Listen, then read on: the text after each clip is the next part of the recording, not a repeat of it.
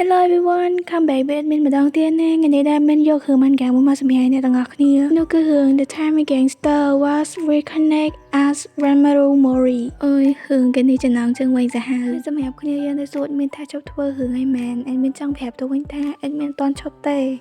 គ្រាន់តែសម្រាប់មួយរយៈសិនតែស្អីតែមួយរយៈនឹង admin លវលខ្លាំងចង់ឲ្យធ្វើរឿងអត់កើតទេ sorry ខ្លាំងមែនតើណាសម្រាប់អ្នកចាំរឿង admin ធ្វើតែកំភៃពេលដែល admin internet មាននឹងធ្វើឲ្យអ្នកទាំងអស់គ្នាមើលវិញហីអូខេឥឡូវយើងចូលមកកាន់សាច់រឿងរបស់យើងវិញមកបើកឆាកនៃសាច់រឿងមកមានជាការឃើញគេផល5ពើសាំមួយសូនអីយ៉ាមានរឿងអីចានេះដែលយើងបានឃើញមនុស្សប្រុសវ័យក្មេងម្នាក់គាត់កំពុងតែដាក់ទោសទៅលើកូនចៅរបស់គាត់ដែលសារតែអាប៉ែម្នាក់នឹងគាត់បានក្បត់ជាមួយនឹងក្រុមរបស់គាត់ដើម្បីតែជួយជនក្បត់ម្នាក់ហើយម្នាក់ផលដែលបានវាយគាត់នឹងហើយគឺជាមេរបស់គាត់គ្រាន់តែដឹងថាកូនចៅរបស់ខ្លួនចង់ក្បត់ជាមួយនឹងខ្លួនភ្លាមគាត់ក៏មានបាននិយាយអីច្រើនដែរគាត់ក៏បានបញ្ជាកូនចៅរបស់គាត់ចាប់អាប៉ែនឹងបោះចុះទឹកហ្មងហើយរីឯអាប៉ែនោះវិញគ្រាន់តែលើចាំងភ្លាមមកក៏បញ្ញាប់ស្រែកវល់កភ្លាមប៉ុន្តែជាលទ្ធផលគឺថាអត់ប្រយោជន៍ដែរហើយម្នាក់នេះហើយគឺជាមេក្រុមហ្គេងដែលគាត់មានឈ្មោះថាហាជីមេហើយក៏ត្រូវជាកូនស្រីរបស់យើងដែរហាជីមេរបស់យើងជាមនុស្សដែលមកចាត់ទាំងការងារខ្លាំងមែនតើហើយកូនចៅតែនៅក្រោមការគ្រប់គ្រងរបស់គាត់តែគឺត្រូវតែស្ដាប់តាមបញ្ជាទាំងអស់តែហ៊ានធ្វើខុសបានបញ្ជាហើយគឺដឹងតែស្មាសូនឯងហើយនេះក៏ជាមូលហេតុដែរដែលធ្វើឲ្យគាត់បង្កើតសត្រូវឡើងមកតែមិនដឹងខ្លួ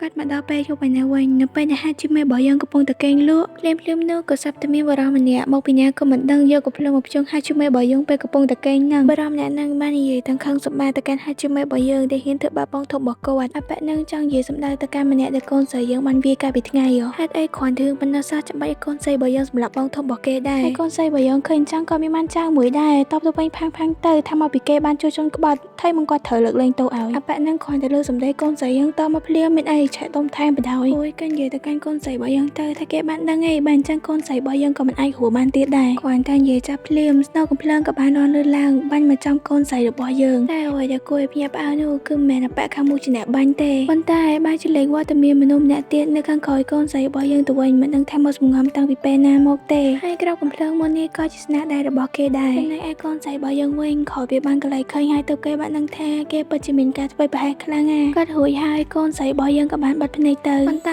សុកកូនស្រីរបស់យើងស្រាប់តែដឹងខ្លួនត្រឡប់មកវិញបន្ទាប់ពីបានដឹងខ្លួនអញ្ចឹងហើយក៏វិញ្ញាណមនីស្ទុះងើបអង្គុយហើយក៏ឆ្ងល់ទៀតឯងថាមិនបានខ្លួនអញមិននៅខាងក្រៅចឹងឯងមុនហ្នឹងគាត់ត្រូវបានគេបាញ់យាយមានរឿងអីកើតឡើងឲ្យបកាត់មិនបានសុកបែរជាមនុស្សក្នុងភ័យវិញអញកំពុងតែឆ្ងាយនឹងទស្សនវិជ្ជាជំនាញខ្លួនមិនតបមាត់ផងស្រាប់តែមានអារម្មណ៍ថាសម្លេងខ្លួនអញដូចប្លែកដល់ពេលកន្លែងភ្នែកទៅម្ខាងក៏ប្រទះភ្នែកជាមួយនឹងទឹកអោនមើលទៅក៏ស្រាប់តែឃើញមុខណាគេក៏មិនដឹងឃើញអញ្ចឹងភ្លាមគឺថាកូនស្រីរបស់យើងក៏ភ្ញាក់មកហឹងយកហ្មងហើយពេលហ្នឹងយើងក៏បានឃើញថាគេម្នាក់កំពុងតែឈរមកសកម្មភាពកូនស្រីរបស់យើងដែរហើយអាស្រីរបស់យើងនេះវិញគ្មានតែបានដឹងថាគេមកលួចមើលអីទេតែលើនឹងរវល់តែចាប់អារម្មណ៍ជាមួយនឹងអីដែលខ្លួនឯងបានឃើញនៅក្នុងទឹកហ៎ឆ្ងល់ថាតើអ្នកដែលខ្លួនបានឃើញនឹងគឺជាណាគេហើយខ្លួនឯងនឹងមកដល់កន្លែងនឹងមិនកើតខែមុននឹងត្រូវបានស្លាប់ដោយសារតែគេបាញ់ហីតែអាពេលនឹងកំពុងតែស្លន់ជាមួយនឹងខ្លួនឯងមកតង់ហើយនឹងណាស្រាប់តែមកត្រូវស្លន់ជាមួយនឹងគេស៊ូមកតង់ទៀតអីណាសាំហ្មងហើយអ្នកដែលបានសួរកូនស្រីរបស់យើងមុនណាគឺជាម្នាក់ដែលបានលួចមើលកូនស្រីរបស់យើងនឹងមានតែគេឆ្ងាយទេឥឡូវអេដមានសុំមកប្រាប់ឈ្មោះតួអង្គម្នាក់នេះហ្មងទៅដែលគាត់មានឈ្មោះថា Oda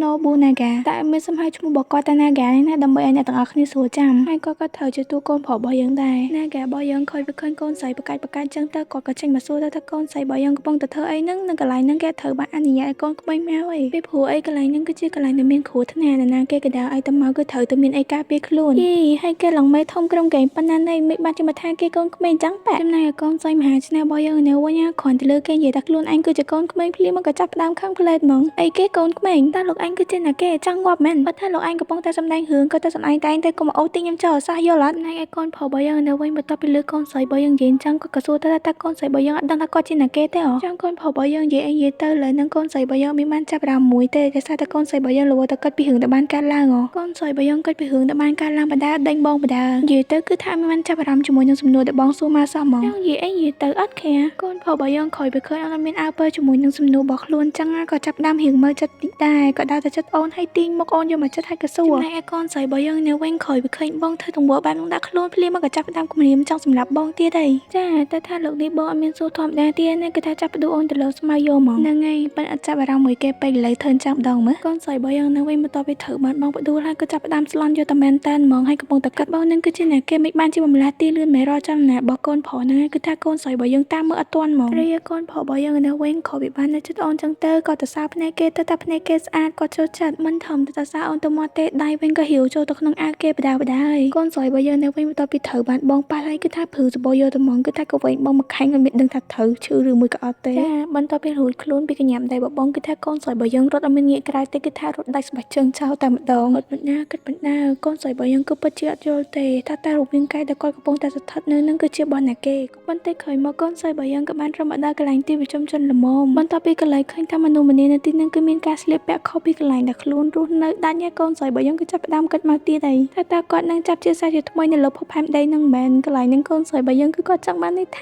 ាក៏លោកគាត់ចាប់ជាច្រឡំភពអញ្ចឹងអូយគៀងខ្លាំងកំពុងតែគៀងនៅមជ្ឈដ្ឋានជុំវិញខ្លួនសុកពេលនឹងកូនស្រីរបស់យើងក៏បានលើសម្ដែងស្ត្រីម្នាក់ស្រែកយ៉ាងទឹកភ្នែកនៅពេលដែលកូនស្រីរបស់យើងបានកន្លែងទៅមើលតាមប្រភពសម្លេងគាត់ក៏បានឃើញស្ត្រីម្នាក់កំពុងតែបីកូនរបស់គាត់យំទីលុយត្រឡប់មកវិញឲ្យសតែមុននឹងចៅបានឆក់លុយរបស់គាត់ហើយលុយដែលចៅបានឆក់មុននឹងគឺពិតជាសំខាន់សម្រាប់ពួកគាត់ទាំងពីរខ្លាំងណាស់ខណៈពេលនឹងដែរកូនប្រុសរបស់យើងក៏បានរត់មកតាមអូននៅកន្លែងនឹងដែរហើយក៏បានឃើញសកម្មភាពទាំងអស់នឹងដែរកូនប្រុសរបស់យើងក៏គិតថាចង់នឹងជួយហ្នឹងតែពេលហ្នឹងស្រាប់តែកៅអូនរបស់គេហៅមកថាអាចៅនឹងកដាមុខមុនបងហ្មងអាចៅនឹងត្រូវតែមកជើងរបស់កូនស្រីយើងណាគឺថាដេកស្អាតយូរហ្មងកុំចូលមួយកូនស្រីសោះគេសុទ្ធតែបងធំណាលេងសើចមិនបានព្រោះវាបានចាត់ការពាក់ចៅនឹងឲ្យដេកស្អាតហើយអាស្រីរបស់យើងក៏បានដើរទៅយកថងលុយដែលចៅនឹងបានលួចហ៎ភ្លាមៗនឹងម្នាក់ស្រីត្រូវបានចៅឆក់លុយមុនហ្នឹងក៏បានហត់មករកកូនស្រីរបស់យើងមើលទៅទឹកមុខម្នាក់ស្រីនឹងក៏ដឹងថានាងសប្បាយចិត្តខ្លាំងប៉ុណ្ណាពូលុយទាំងអស់ហ្នឹងគឺពិតជាសំខាន់ខ្លាំងសម្រាប់នាងហើយនឹងកូននាងនៅតែបន្តអរគុណទៅកាន់កូនស្រីរបស់យើងទាំងទឹកមុខសប្បាយរីករាយនិងរំភើបខ្លាំងមែនតើចំណែកឯអាស្រីរបស់យើងនេះវិញធ្លាប់តែជាគេត្រូវគេស្អប់ទៅពេលមិនមានគេរួមជុំចិត្តឲ្យអស់កូនគាត់ចឹងទៅគាត់ដូចជាមានអារម្មណ៍ថាភ័យចេះចង់រត់មកទេប៉ុន្តែក្រោយវាបានឃើញស្នាមញញឹមរបស់ម្ដាយក្មេងជាពិសេសគឺក្មេងនឹងហ្មងធ្វើឲ្យកូនស្រីរបស់យើងនឹងគឺរៀងស្ងប់អារម្មណ៍មកវិញនៅពេលដែលអាស្រីរបស់យើងមកសម្លឹងទៅកាន់ក្មេងម្នាក់ហ្នឹងទៅធ្វើឲ្យគាត់មានអារម្មណ៍តែមានផាសុខភាពចឹងហើយអាចកណិតថាចង់រត់ចេញមិញហ្នឹងគឺថាលាចេញពីខួរក្បាលអស់ហ្មងហើយវាបានចូលមើលក្មេងបានបន្តិចមកអាស្រីរបស់យើងក៏បញ្ញាឲ្យថងលុយដែលគាត់បានយកពីចៅមិញហ្នឹងឲ្យត្រឡប់ទៅកាន់ស្ត្រីម្នាក់ហ្នឹងវិញទៅហើយក៏តបទៅកាន់នាងវិញទៅថាគាត់ក៏សប្បាយចិត្តដែរអ្នកទាំងពីរមានសុវត្ថិភាពចំណែកឯកូនប្រុសនៅវិញឆ្លើយពេលដែលអូនគេកំពុងតែភ្លេចខ្លួននិយាយមួយគេក៏ស្ទុំមកចាប់អូនគេបានស្រាច់កូនស្រីរបស់យើងនៅវិញបន្ទាប់ពីងាកទៅឃើញថាជីបងនេះគឺមានចការមើលជាខ្លាំងហើយក៏និយាយឡើងលោកឯងទៀតតែក៏មើលមកកូនប្រុសត្រូវអូនស្ដីឲ្យប៉ុណ្្នឹងហើយនៅតែញោមខ្ជិលទៀតដោយសារតែគេពេញចិត្តនឹងសកម្មភាពមុននឹងបើអូនគេហើយថែមទាំងបានសារអូនរបស់គេទៀតថាខ្លាំងដល់ហើយកូនប្រុសរបស់យើងចង់សម្ដែងដល់កន្លែងកូនស្រីហក់ធាក់ចោលមុននឹងឯងរួចមកកូនប្រុសរបស់យើងក៏បានទីណែកូនស្រីរបស់យើងឲ្យទៅជាមួយគាត់កូនស្រីរបស់យើងនៅវិញទោះបីជាចង់ទៅឬក៏អត់ក៏ដោយក៏ប្រកែកឲ្យបានដែរព្រោះអីបងចាប់ដៃជាប់ហើយនឹងចំណែកអ្នកដែលមានវត្តមាននៅកន្លែងនោះទាំងអស់ក៏រៀងឆ្ងល់តិចដែរដោយសារតែឃើញពីអ្នកនឹងដែរទៅលឿនក្រោយពេលកូនប្រុសរបស់យើងបានដាក់ដៃអាស្រ័យទៅរឿងឆ្ងាយបន្តិចហើយនឹងបានមានអ្នកស្គាល់គាត់ហើយក៏លាន់មាត់ឡើងថាព្រះអង្គម្ចាស់ Nobunaga លើទៅគេហៅឈ្មោះកូនប្រុសរបស់យើងបែបហ្នឹងគឺដឹងបាត់ហើយថាកូនប្រុសរបស់យើងមិនមែនជាមនុស្សដែលមានឋានៈតូចតាចទេក៏เลยមកមើលនៅឯវិមានរបស់កូនប្រុសយើងឯនេះវិញក្រោយវាបាននាំអូនមកដល់វិមានហើយក៏វែងអូនទៅលើពុកភ្លាមហ្មងកូនស្រីរបស់យើងក្រោយវាត្រូវបានបងក៏វែងមកទំហឹងចឹងទៅក៏ឈឺដែរស្រីឡើងចង់ផ្លាស់សម្លេងខាងមួយបងឡើងញ័រស្អីថាហៅទៅជេបងឯណាមានអីត្រូវបងថាបំបិតមុនបានស្រីរបស់យើងក្រោយវាឃើញគេធ្វើទង្វើបែបហ្នឹងខ្លួនគឺថាខឹងខ្លាំងហ្មងក៏ទះគេមកភ្លៀងទៅបន្ទាប់ពីទះគេមកក៏ភ្លៀងបែកមាត់ហើយនឹងក៏ស្រែកជេរគេទៀតទៅរួចក៏សួរគេទៅថាតើគេចង់បានអីពីខ្លួនបងឯនេះវិញក្រោយវាត្រូវបានអូនសួរចឹងហើយគឺមានចការញឹមខ្ចប់ហ្មងហើយអត់តបានឆ្លើយមួយអូនណាមិនតិចក្រោយមកបានគេអោនទៅចិត្តអូនហើយក៏និយាយថាយើងចង់បានអីបន្ទាប់ពីបញ្ចប់ប្រយោគនឹងភ្លាមគឺថាកូនប្រុសរបស់យើងប្រតិបត្តិការយកហ្មងទោះបីជាកូនស្រីរបស់យើងចង់រើមិនក៏រត់រួចតែព្រោះថាបងមានធំជាងប៉ុន្តែអាចច្រកឆ្នាំមកគេនឹងគឺថាអត់ចោលសោះហ្មងណាបងនេះចេះតែបារម្ភខ្លាចតែអូនឈឺអញ្ចឹងតែអូននេះវិញបាញ់និយាយទេជេយកហ្មងតែកូនប្រុសរបស់យើងក៏មិនធម្មតាដែរហ្នឹងអូនកាន់តែហាមបងកាន់តែចង់ប៉ះហ្នឹងហើយអ្នកគ្នាសម្រាប់វគ្គចឹងមានសំផស្សកាត់តិចណាព្រោះ YouTube ក៏អត់ចូលចិត្តដែរហើយណាមួយវាក៏អត់សូវមានពាក្យអីសំខាន់នៅក្នុងនោះដែរអញ្ចឹងហើយយើងផុសកាត់ហ្មងអូខេឥឡូវរឿងរបស់យើងភាគទី1ក៏បានបញ្ចប់ទៅត្រឹមហ្នឹងអរគុណខ្លាំងមែនតើសម្រាប់ការតាមដានទស្សនាណាសម្រាប់អ្នកគេដែលចង់ support Slack Cafe Admin ឬមួយក៏ support Admin អាច support តាមនេះបានណាអរគុណច្រើនរងចាំជួបគ្នាម្ដងទៀតនៅវីដេអូក្រោយណាបាយ